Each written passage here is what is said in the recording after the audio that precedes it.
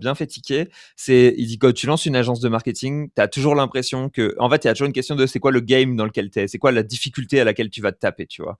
Et en fait, tout le monde pense que la difficulté quand tu lances une agence de marketing, c'est de faire du marketing et du commercial, tu vois, qu'en fait, l'activité numéro une, le cœur de l'activité, c'est réussir à trouver les bons clients, les closer et ensuite délivrer le service, etc. La réalité, c'est que tu es plus sur un game de recrutement, justement. Parce qu'en fait, si tu as d'excellentes personnes, l'agence, elle va se faire une réputation toute seule et elle va grossir toute seule. Et quand tu regardes les Big Four, alors qu'il est, tu vois, EY, KPMG et compagnie, eux, leur game, c'est le recrutement. C'est d'avoir les meilleures personnes, les meilleurs profils sortis d'école. C'est là-bas où tout le monde veut aller, etc., etc.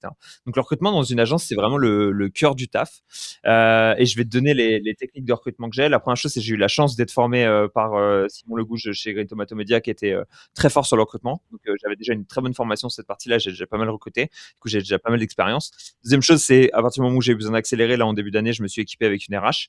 Ah C'est ouais, ok. qui fait admin, RH, etc. Enfin, tu vois, c'est mon assistante, entre guillemets, mais elle a un background RH et donc très solide. Et pour te donner les chiffres, là, par exemple, je suis dans mon truc de recrutement. Sur 2 recrutements qu'on a fait dans les 6 derniers mois, on en a 255 qui ont été disqualifiés, tu vois. Ah Donc, en oui. gros, on a Ouais, un mais peu. pour moi, c'est ça qu'il faut faire. C'est Ouais, vraiment, si tu veux trouver tu sais, le El Famoso A player, ouais, bah, en fait, c'est faire du volume. C'est exactement, tu vois, je te disais dans le podcast Master, là, ils disent, en gros, je crois qu'il y en a qui disent que eux, ils commencent pas à faire une sélection tant qu'ils n'ont pas 100 candidatures. ouais, ouais. Ouais, ça se tient, hein. C'est honnête, hein. Enfin, en fait, si tu commences à faire une sélection, mais tu commences pas à envoyer des offres, tu vois, tu commences à juste prendre 2-3 entretiens, etc. Et plus tu fais d'entretiens, plus ton cerveau il est capable de détecter un bon entretien d'un mauvais entretien, etc. Donc, en fait, c'est un game de volume, honnêtement. Faut brasser énormément de candidatures. En plus de ça, faut attirer de la candidature. Donc, nous, on a la chance d'avoir une force de frappe en marketing qui est pas mal. Et le marketing, en gros, ça va aussi pour le recrutement. Et du coup, quand je fais du recrutement, j'envoie, tu vois, vidéo, newsletter, post LinkedIn et tout ça. Donc, en général, on attire beaucoup de monde d'un coup. Et après, on filtre à partir de ça. Ensuite, faut que tu sois capable de, comment dire, de dire oui à un gars, même si c'est pas le bon timing pour toi. Donc, tu vois, là, j'ai un gars qui est arrivé, par exemple. Je sais que c'est pas un timing parfait pour moi, mais il risque de me glisser entre les doigts. Pourtant, c'est un player, donc je vais le prendre un peu en avance, etc., histoire d'être sûr de pouvoir le sécuriser. Et après, en termes de choses, j'ai un test de recrutement qui est énervé. Déjà, le but, c'est de faire rentrer plus de monde. Donc, tu bombardes en termes de marketing pour essayer de faire rentrer un maximum de monde. Et tu as une offre qui est stylée. Donc, tu vois, moi, j'ai une offre où dedans, on a le salaire, il est pas dégueu. En général, on recrute sur une base de, tu vois, 3500 euros brut par mois. Donc, grosso modo, c'est pas si dégueu que ça.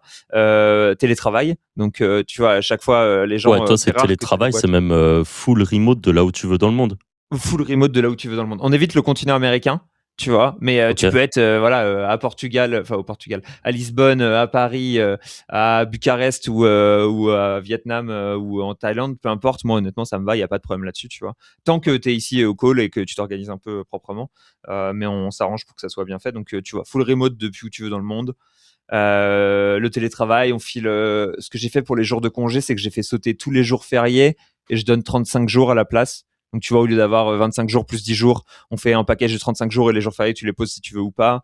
En plus de ça, globalement, des bons avis sur Glassdoor, des employés qui postent un peu sur LinkedIn, etc., etc. Le but, c'est que tu aies une forte réassurance.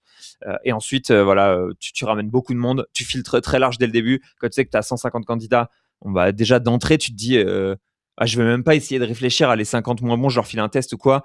50 qui ont un CV qui est pas ouf. Maintenant, ce que je fais, je regarde, il faut qu'il y ait au moins 2 ou 3 ans d'agence avant, etc. Je me dis, enfin, ouais, je veux bien donner la chance aux débutants, mais voilà, je vais pas me casser les reins à le faire si jamais j'ai 150 CV. Donc, en gros, tu tèches grosso modo les, voilà, 50% les moins bons rapidement. Ensuite, tu envoies un test aux 50% les meilleurs. Là, il te faut un test qui soit très difficile. Et sur ce test qui est très difficile, qui joue sur voilà les qualités qu'ils doivent avoir au quotidien. Et derrière, tu récupères les tests, je les corrige, et ensuite je donne une interview moi personnellement à tous ceux qui ont fait un bon test, c'est-à-dire 10%, on va dire globalement de tous ceux qui ont postulé. Et sur les 10% là-dedans, j'en prends 50% peut-être, tu vois, où je me dis ok, pourquoi pas, je pourrais le prendre. Et ensuite, je me fais une petite liste. Et du coup, il y a les deux choses. D'un côté, j'ai une liste de talents qui sont actuellement en poste, que si j'ai un besoin, je sais qu'ils sont intéressés pour venir chez moi. Et quand j'ai un besoin, je peux les faire appel à eux. Et d'un autre côté, quand il y a des top profils qui arrivent, boum, hop, là, j'y vais, je change ma liste, etc., etc. Donc là, tu vois, j'ai mes 5. J'en ai 5 en vrai sur les 5. Je vais pas prendre les 5, mais tu vois, il y en a 2 là dans la liste que j'ai de talents qui sont vraiment top. à qui je pourrais faire appel si jamais j'ai un besoin. Et je viens de dire à ma RH ce matin, demande les dispos de tel gars parce que on va sûrement avoir un besoin soon. Donc voilà, faut qu'on soit prêt. Mais honnêtement, moi j'aime bien ce jeu-là, mais c'est vrai que c'est un sacré jeu. Hein. C'est un délire quoi. Et après, est-ce que j'ai eu des cas de gens qui m'ont pété entre les doigts direct? J'ai eu d'un gars que j'ai recruté en octobre et à la fin de sa période d'essai, il partait parce qu'il avait reçu une offre chez l'annonceur. Donc tu vois, dans une grosse boîte qui faisait c'était Samuel, et il partait chez Doug's Comptabilité à Lyon d'ailleurs, à côté de chez vous. Et donc voilà, donc il avait un bon poste chez l'annonceur, c'était le même salaire, c'était des conditions qu'il n'avait pas le remote et tout ça, mais il était un peu en mode genre j'ai toujours rêvé de travailler chez l'annonceur, je sors de 4 ans d'agence, je suis un peu rincé, j'ai cette opportunité qui me tombe dessus, donc désolé mais j'y vais.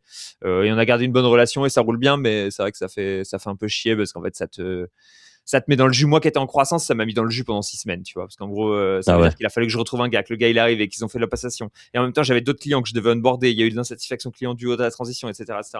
Donc ouais, un mauvais recrutement, quand les gens ils disent ça te fait perdre, tu vois, beaucoup d'argent. Ouais, je pense que c'est assez vrai. C'est toujours difficile à quantifier, mais c'est Bah, ça peut te un faire changement, perdre un client au final. Ouais, ça m'en fait perdre 3 peut-être, tu vois, un truc comme ça, quoi. Ah ouais, ok, ouais. Ou peut-être pas 3, mais allez, 2 plus 1 à qui j'ai dû faire un mois ou une connerie comme ça. Donc, au global, ouais, quelques milliers d'euros, mais bon, c'est ok, c'est pas grave. À la fin, tu as une équipe qui est solide. Et dans tous les cas, ton métier, c'est ça, hein, tu vois. Faut pas se dire, ah putain, si seulement j'avais su, j'aurais évité. Si t'es vite, tu peux pas grossir. Ton métier, quand t'es dans une agence, c'est de gérer des problèmes comme ça tous les jours, donc faut accepter ça, quoi. J'ai une question sur le recrutement. Mais je pense que t'as pas la problématique. Mais t'as pas des profils de SEO qui lancent les niches de tes clients, mais ça serait plus en affi, tu vois. Et t'as pas des Ouais, SEO un peu margoulins qui essayent de bypass ou de récupérer des clients, des choses comme ça, tu vois. franchement, je vais pas te mentir, peut-être. Mais tu te doutes bien que je dois. Je peux pas ils vont pas me le dire s'ils le font. Ouais. Non, mais il y en a. Par contre, j'ai un SEO par exemple qui revend il fait de l'affi sur une thématique d'un de mes clients, mais il lui revend les leads. Tu vois, il a négocié avec lui avant, Ça, il lui a dit pourquoi pas, ouais, ouais. non, je vais lancer. Enfin, tu vois, j'aimerais bien lancer un site dans tel thème. Si j'ai des leads, est-ce que je peux te les filer, etc. Et voilà, mais ça s'est fait avant que je sois qu'on travaille tous les trois ensemble, etc. Mais ouais, il y a ça. Et sinon, qui lance vraiment dans les niches de mes clients, je Il n'y a pense pas des pas. mecs qui montent des sites de vente de liens pour vendre aux clients? Parce que je sais que c'est un truc qui se fait, tu vois, il y a des gens en agence ou des freelances Ouais. qui, en side business, bah, au final, font de la vente de liens Ouais. dans les thématiques qui touchent leurs clients parce que comme ça, ils savent qu'ils peuvent Ils peuvent s'auto-vendre s'acheter les les liens. liens. Ouais. Ouais. Alors franchement, je leur ai pas demandé. Enfin, je monitor pas assez pour savoir ça, mais c'est possible qu'ils Pas le le temps, hein. fassent. Bah non, si tu commences à faire ça, mec, c'est que t'es Ah vraiment pas bah, du tout sur les tu bonnes peux pas. problématiques, ou alors que c'est Ouais, devenu ouais, un c'est très clair. gros problème chez toi. Ouais, c'est Mais clair.